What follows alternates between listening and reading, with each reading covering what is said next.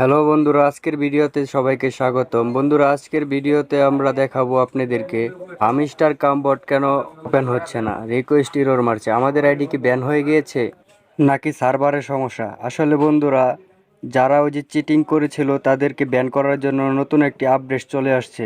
এই আপডেটটার কারণে সার্ভারের সমস্যা। বন্ধুরা, আপনারা অনেকেই দেখেছেন যে লগ ইন করার সময় রিকোয়েস্ট এরর দেখায়। আসলে বন্ধুরা, রিকোয়েস্ট এরর আসার কারণ হচ্ছে এটা ব্যান করে দেয় নাই। আপনাদের আইডি আছে, এটা নতুন করে আপডেট আসার কারণে আপনাদের আইডি এখানে লগ ইন হচ্ছে না।